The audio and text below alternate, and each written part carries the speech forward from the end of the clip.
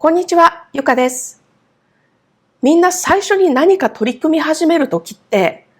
これ途中でやめちゃうかもしれないな、嫌になっちゃうかもしれないなって思ったりしないと思う。何かやるときは、これ絶対やりたい、最後までこれは頑張ろうって思って始めると思うんですよね。でも、やっぱりそう強い気持ちで始めたのに、途中で志半ばでやめちゃう人っていっぱいいる。私もね、実は少し前にこの YouTube、ここで完全にやめるっていうことじゃないんだけれども、投げ出しそうになっちゃったんですよ。でも踏みとどまった。その話をしたいと思うんですね。で、そこから何を伝えられるかっていうと、おそらく誰でも何かやりたい、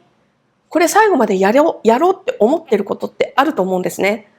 で、その途中でやめたいこといっぱいあると思う。やめてもいい理由もいっぱい出てくるんじゃないかと思う。私もそうだったから。でもそこで何が私を踏みとどまらせたのかっていうのを話したいと思うし、じゃあこれから私がこの YouTube をね、途中で投げ出しにくくするためにどういう対策を取ろうかっていうのをね、私は考えて、それをね、やっていこうと思うので、シェアさせてください。これを聞いてね、何か何かね、やろうと思ったことを投げ出したいなって思い始めてる人、あるいは、ちょっと投げ出し始めちゃってる自分、気づいてる人、そういう人にね、もしそれが自分を変えるものであれば、もしそれを続けることで自分が幸せになるんであれば、周りの人が幸せになるんであれば、続けてほしいなって、もう一度やり直してほしいなと思ってこれを撮ってます。ちょっとね、喉を痛めちゃってて、声が聞き苦しいかと思うんですが、そこは勘弁してください。タイだとね、雨季なんですね、今。で、雨季ってもういろんなばい菌が寄ってて、雨降った後って変な菌が舞って、こういう風の一歩手前みたいなね、のにやられ始めちゃうことっていっぱいあって、ちょっとね、許してください。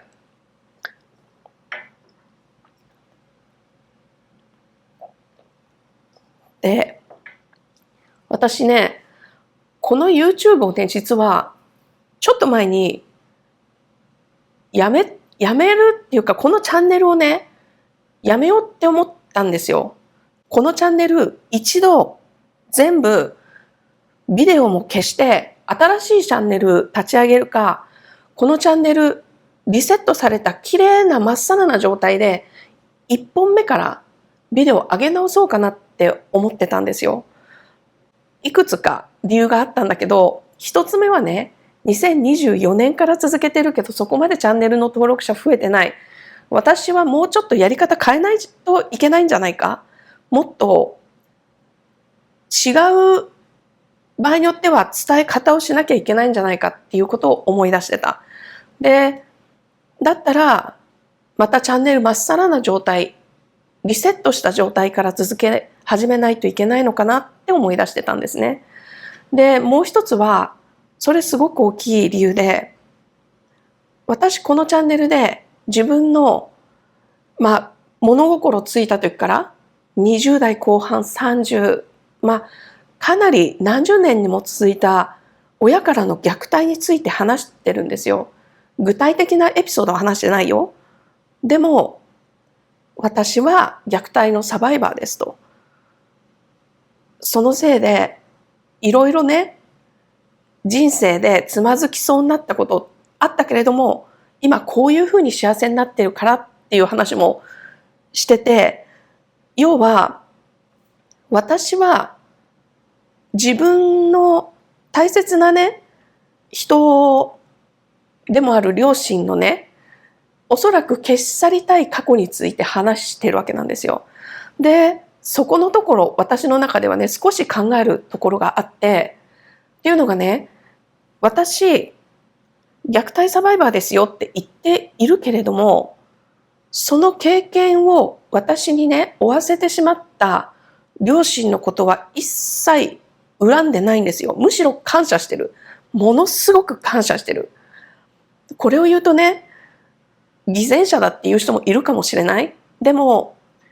私、すごく、本当にね、もし叶うならば、これは、両親のもとにいる子供が、決して経験してはいけないことだと思う。もしやめられるんであれば、お子さんもね、傷つけちゃってる人、もし見ているんだったらやめてほしい。ありえないこと。決してしてはいけないことだから。なんだけど、私はね、そういうふうになってしまう親の気持ちっていうのも少し大きくなって大人になって理解したいなって思う過程で理解できそうなところまで来たんですよね。例えば私はずっと独特の価値観を持ってて独特の世の中の見方をしてるんですよ。で、両親特にね、一番近くにいる母親は再三にわたってもう日々その違和感をね感じているところを私にどうにかね、標準的なところに戻そうって働きかけをしてくれてたなっていうのを覚えてるんですね。例えばね、一つだけ例を言うと、一番日々あったのね。一般的に身体障害者、体がご不自由な方っていうのをね、出先で見ることあるじゃないですか。そういう時ね、私の母親は、かわいそうねと。お足が悪くってって。痛いのかもしれない。かわいそうにって。目が見えない人がいると、自分たちは見えているのに、ああいうふうに目が見えない人もいるんだ。って言ってね、すごく切ながるんですよ。でも私は、一般的に障害者って言われてる人たちを、全く、みじんとも、米粒一つ分たりともかわいそうって思ったことが一度もなかった。もちろんね、痛い、辛いだとかね、そういう思いをしている人を見れば、そこのところに対して、あ、痛いんだ、辛いんだ、かわいそうにってね、そういう気持ちはある。でも、身体障害者であるっていう事実については、かわいそうと思ったことはひとたまりもなかったんですよ。っていうのが、例えば足が悪くていらっしゃる方は、足が悪いんだ。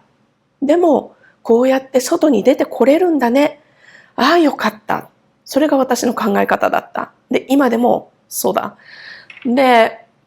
目が見えない。そういう人はね、白状をこうやってついて歩いてたりする人いますよね。盲導犬連れてとかね。そういう人もね、ああいうふうに目が見えない人って耳だとか指先の感覚だとかね、匂いだとかそういうところが健常者って言われる人よりはるかに鋭くなってて、私たちの感じられないものが感じられるっていうふうに聞くので、どういう世界で生きてるんだろう。すごい世界だな。で、私は逆にそう思っちゃう。で、ああいうふうに白状があったり、盲導犬がね、いたりして、外に出てこれるって、すごいね。あの人たちは、きっと私が匂っていないものを香ってて、感じていない風を感じているんだ。すごく違う、特別な世界に住んでるんだっていうね。そういう感動とか、驚きだとか、そういう目で見ているわけですよ。で、もちろん、母親はね、自分の子供が少し社会の中でね、不便することもあるのが身体障害者の方だと思うので、そういう人たちにね、一切の情けも持たない子に対して、すごく違和感を持ったし、自分がどうにかしてやらなきゃいけないんだみたいなことを考えて、この子は困ったなってどうしてやろうかなって思ってたと思うんですよね。で、そういう価値観の違いがものすごくあった。日々生活している中でも。で、それだけじゃなくて、いろいろな考え方も、ちょっとね、小さい時から体が弱くていろんな本を読んでたこともあって、小難しい本を読んで、世の中全部知ったこともない、知ってるわけでもないくせに、小難しい本を読んでいろんなことを言うわけですよ。うんちくは垂れるわ。いろいろなことを、ディスカッションしようとしてくる。ディベートしようとしてくる。口で任そうとしてくる。難しい子だったと思う。で、母もね、家で仕事をしている人だったので、で、大きいお家を切り盛りしたりしててストレスもあっただろうし、そのストレスの矛先が私に来やすいってこともわかるんだよね。彼女も背負ってるものがあったし、だから恨んでない。やっぱり誰でも常にその場で自分ができるベストのことをやってると思うし、仮にできてなかったとしても、ベストな状態でいたい、できることをやりたいって思うのが願うのができていなかったとしても、そうしたいって思うのが人間だから。だから、誰かを傷つけてしまったり、意図的であれ、意図的でないにしろ、そういう時ってあるんだと思う。で、私は偶然そこに居合わせてしまったんだと思う。で、私は、そういった辛いことってあったけれども、すごく感謝してるんですよね。親に。お金の面でダメだよって断られたことない、欲しいもの、習いたいものとかやりたいこととか、お金の面でダメだよって言われたことないし、例えば私の興味の分野の本だとか、それって毎日1冊2冊読み潰してっちゃう子だから、毎週末なんか買ってやるのって相当お金かかったと思うんですよ。当時電子書籍とかもなかったからね。でも本は勉強になるから、本だったらいくらでも買ってやるよって。子供に1万円近いような本も、何千円するような本もいくらでも買ってくれたし、本当に私が必要なところにはお金をかけてくれた。アメリカの留学もさせてくれたり、あと、私はすごく厳しく育てられて、そのせいでね、身につけるものも違うし、話し方だとか、この身のこなしだとかね、今は少しカジュアルダウンするようにしてる。周りと浮いちゃうのでね。でも、いろいろ厳しくマナーだとかをね、しつけてくれたおかげで、どこに行っても恥ずかしい思いをしたことなかった。で、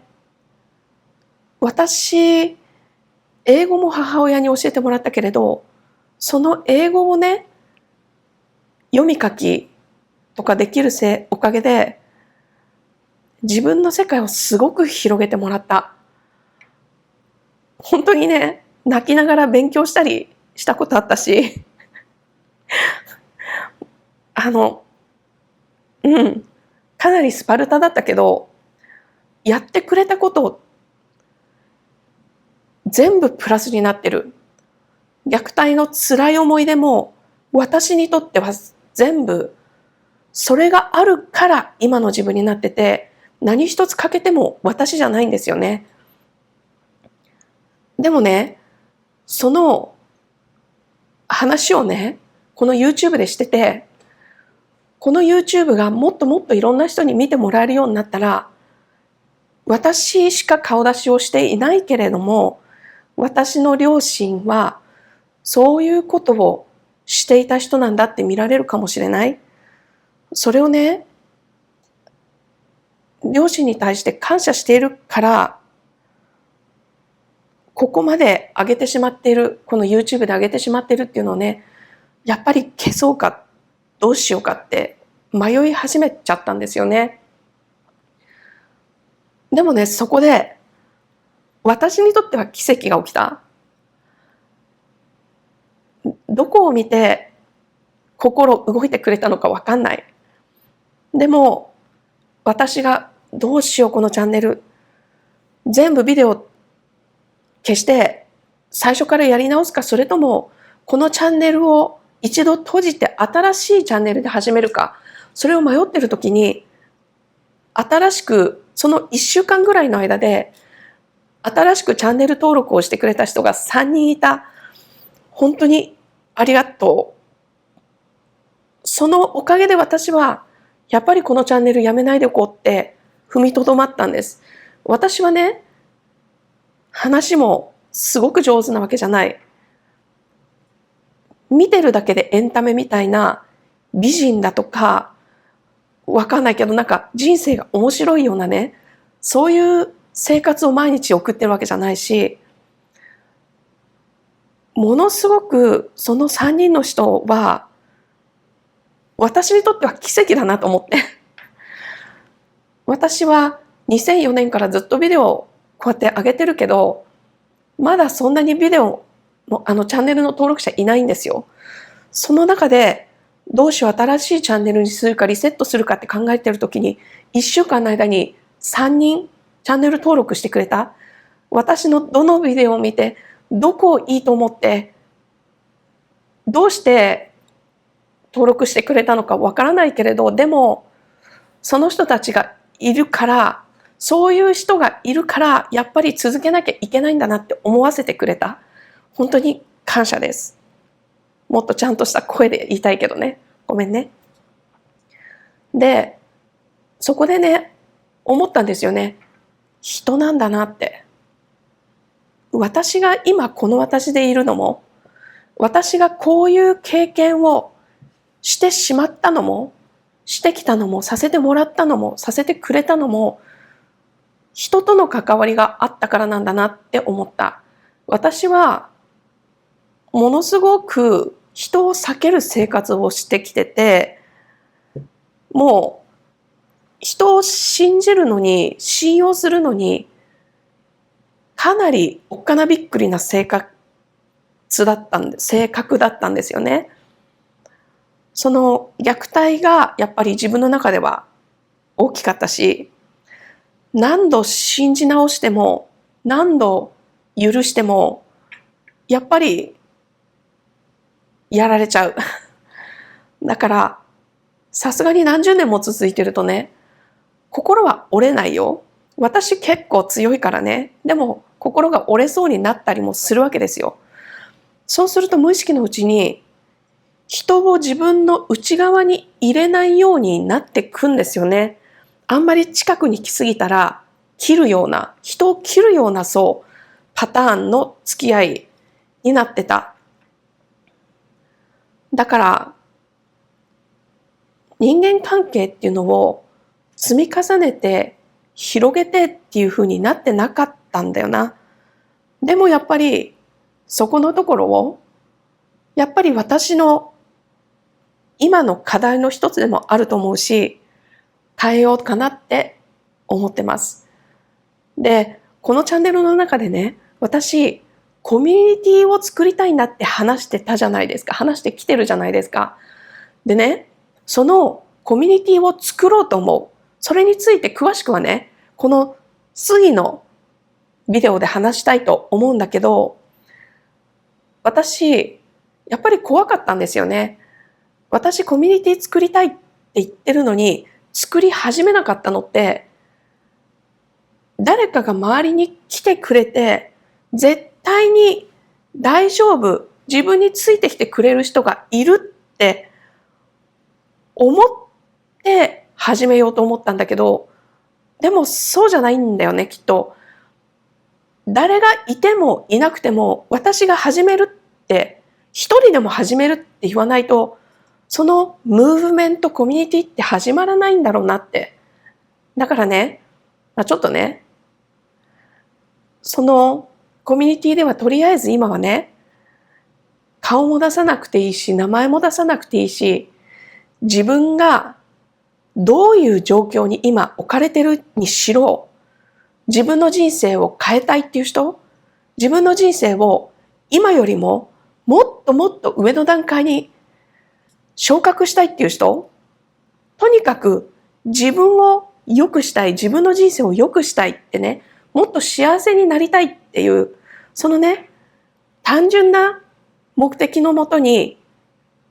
集まる人、そういうね、コミュニティを作りたいと思ってるんです。だからね、もし興味があったら、チャンネル登録して、次のビデオ見てくれたらすっごい嬉しいです。でね、このチャンネル、私、続けていきます。で、私のね、私を虐待してた人がまだ生きてる段階で、私が虐待されてきた、虐待サバイバーだっていうのはね、抵抗があった。私はずっとね、心に決めてて、両親が二人とも他界したら、自分の体験、本当に真っ暗なところにいて、自分も大切に扱ってなくて、必要以上に人を傷つけて、たった一人でがむしゃらにもがいてて、そんな人生からすっごく自分が夢にまで見たような人生を生きるところまでの話をね、本にしようと思ってたんですよね。両親が死んだら。でも、そのね、旅はまだ続いてるし、今私は当時の真っ暗なところにいる自分から想像もできないぐらい幸せなところにいるけど、でも私まだこんなもんじゃないし、私の人生もっともっといけるって思ってる。だから今そういうふうに思ってる私を見せたいし、その過程も見せたいから今語り始めなきゃいけないと思ってこうやって YouTube やってます。だからね、もし虐待だったりするかもしれないし、虐待じゃないかもしれない。体の病気だったりだとか、心の病気だったりだとか、人間関係、あるいはお金で悩んでる人だとか、どんなことであれ、